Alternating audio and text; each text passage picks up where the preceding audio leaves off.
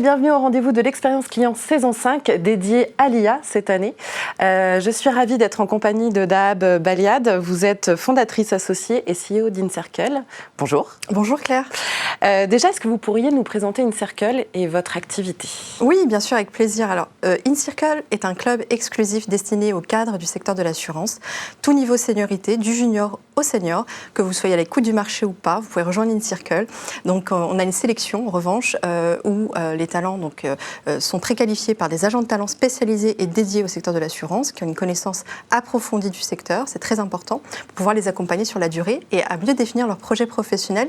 Et ensuite, on met en place un accompagnement, un programme d'accompagnement trimestriel à minima. Et chaque profil est également assessé. Et puis, on a une photographie à l'instant T de où elle en est au niveau des hard skills et des soft skills.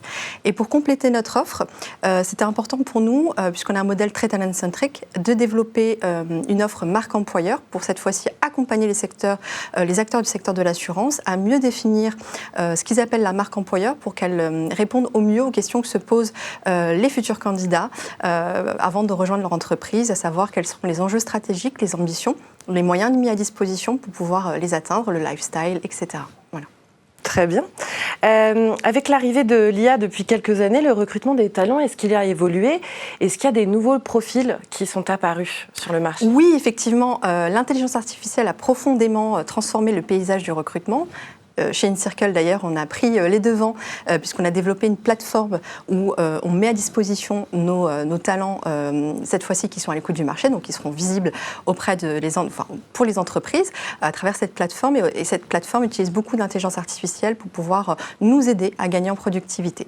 Donc ça, c'est une première chose dans notre méthodologie d'approche, de recrutement. Donc il y a quand même une évolution. Et par ailleurs, de nouveaux métiers et profils sont effectivement apparus en réponse aux évolutions technologiques et aux nouveaux enjeux économiques. Par exemple, les métiers liés aux données, donc les data scientists, analystes, mais aussi à la cybersécurité et au cloud, et même au domaine juridique pour se conformer aux nouvelles régulations qui connaissent une forte demande. Cela a également entraîné un besoin d'adaptation des postes et des lignes de business, notamment pour intégrer ces nouvelles compétences dans des environnements parfois traditionnels, comme vous le savez, celui de l'assurance. L'IA donc permet de mieux identifier les talents avec des compétences pointues et les mettre en relation avec les besoins spécifiques des entreprises. On imagine, alors le secteur assurance mutuelle, c'est un secteur très spécifique, mais on imagine du coup que potentiellement, avec l'arrivée de l'IA et l'évolution des profils, du coup on peut aller chercher, il y a des passerelles entre différents secteurs, qu'on peut aller chercher des profils et des talents ailleurs finalement. Oui, tout à fait. Il y a des secteurs qui étaient beaucoup plus en avance que le secteur de l'assurance, surtout autour de l'intelligence artificielle, du digital de manière générale.